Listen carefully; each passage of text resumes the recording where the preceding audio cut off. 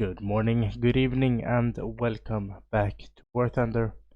For today's video, we are going to be playing the Swedish PVKV 2, a 4.0 tank destroyer with a very good gun. You have a 75 at 4.0 with a reload rate of, well, I have 7 seconds, but you can get it down to 6 with a depression angle of -11 degrees. So this is a monster on a ridgeline, and the ammunition on this is also very good. So the gun is fantastic, but everything else is pretty fucking horrible. But it should still be a pretty good tank. So let's get right into the gameplay.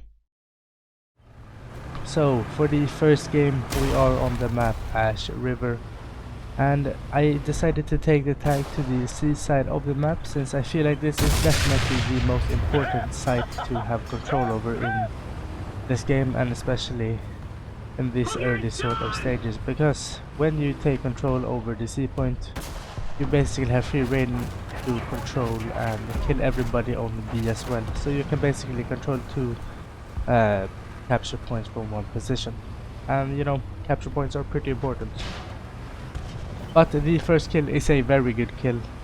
We kill off a KV-1E, a very dangerous tank, which would have killed off basically everything on this side. So I'm very happy that we got him right off the bat. And we're just gonna keep pushing forward, trying to kill off this M24. Now, I wouldn't really recommend pushing the PVKV, because you may have noticed this, but the gun is very wobbly and it takes a while for the gun to settle. So being super aggressive in a PVKV isn't smart, because you know, you're never gonna get the first shot. Well, most of the times you're never gonna get the first shot.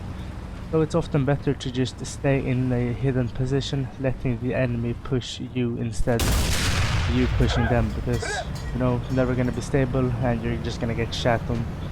And you have no armor, so people can just MG you as well. So not a very good tank to push in, but it can definitely be done, but you need to be very careful when you're doing it.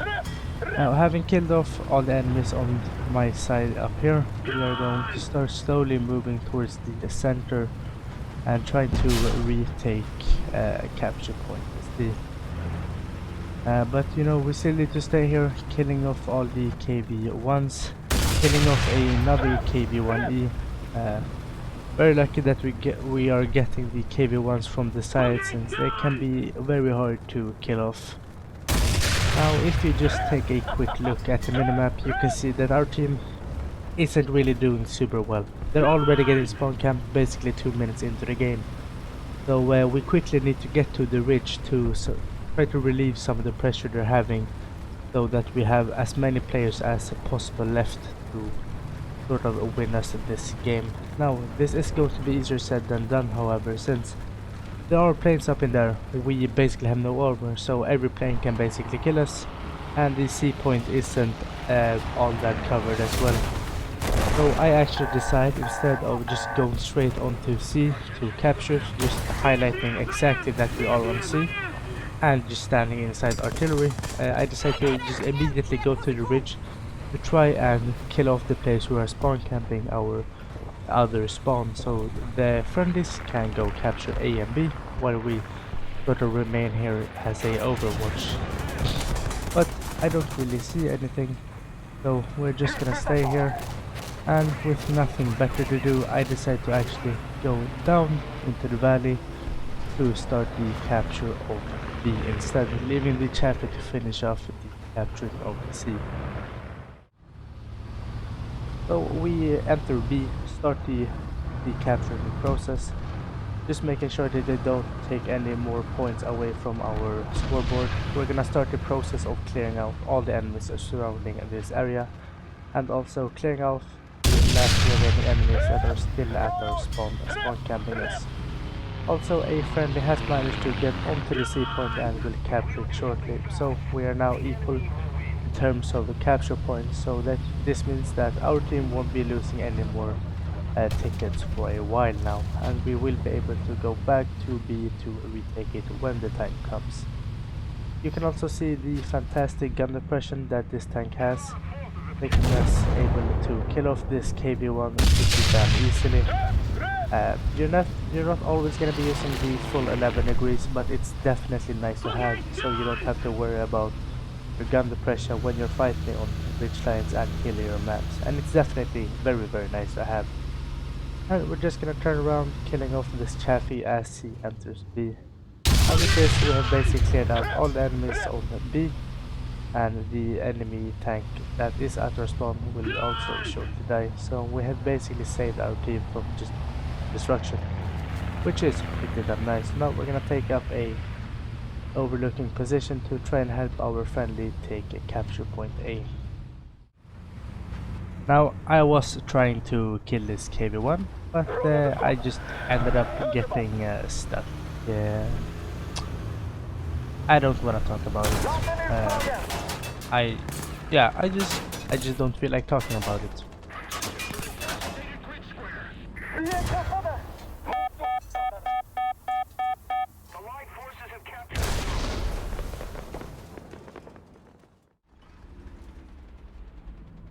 Now, after again dying in that position, we use a backup, find ourselves back on the C ridge, and together with this M24 we kill off this KV-1, and we're gonna attempt to support this M24 to take capture point B.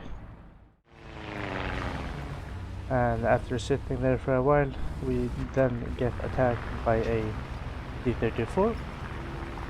Now, I'm not really sure how I didn't see him. He's like kinda in the open.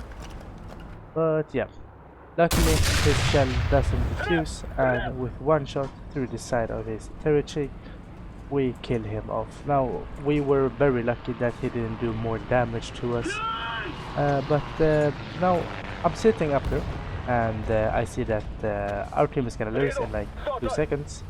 The M24 died, and we don't decide to capture A, so I decided I kinda need to capture B in order for us to have any chance of winning. So we dropped down from the ridge in an attempt to start taking capture point B.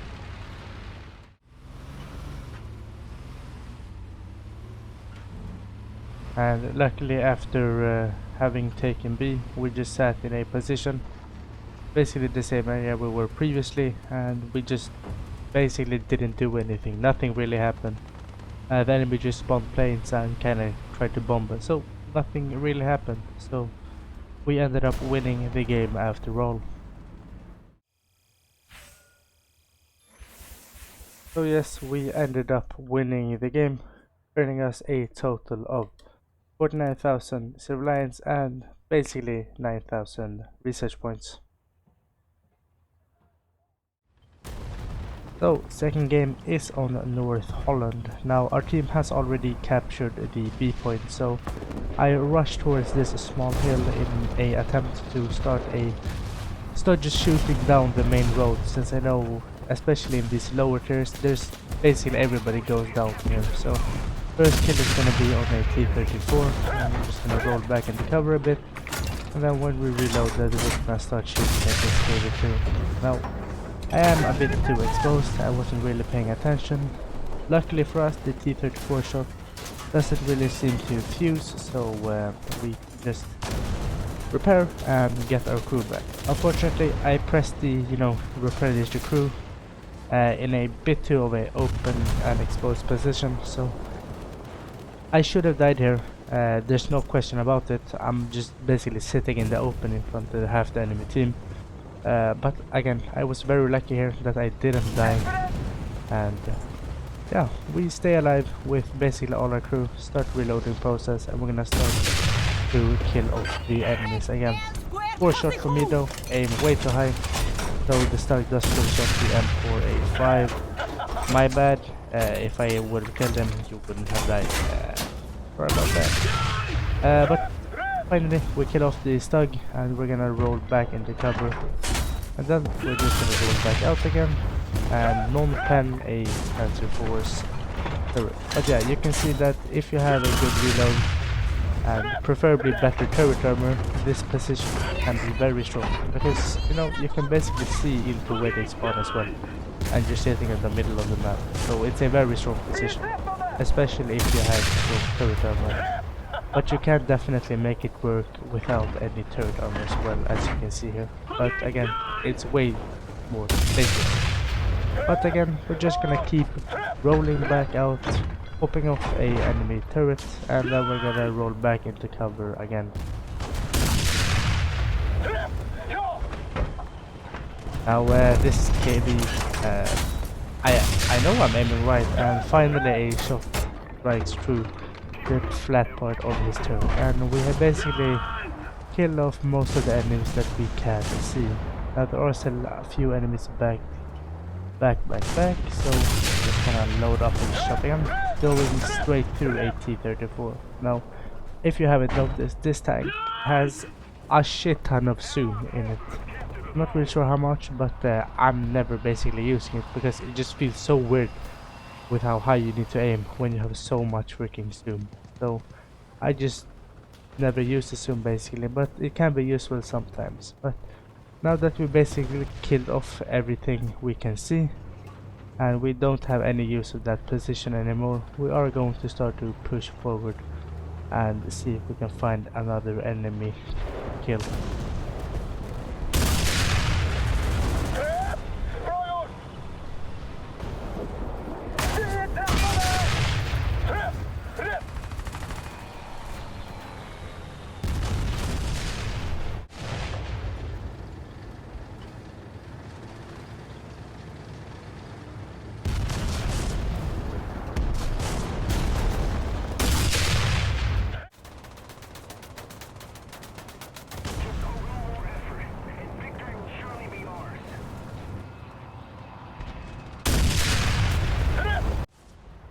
Now this just shows how quick the games can go if you have a fantastic start.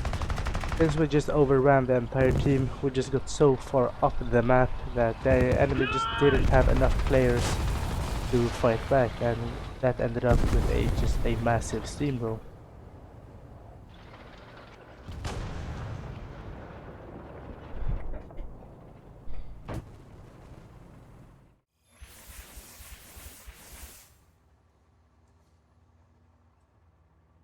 So, with 9 kills total, we earn 4,900 research points and 48,000 silver lines. So, the PVKV 2, is it any good? Or should you just skip it when grinding Swedish tech tree?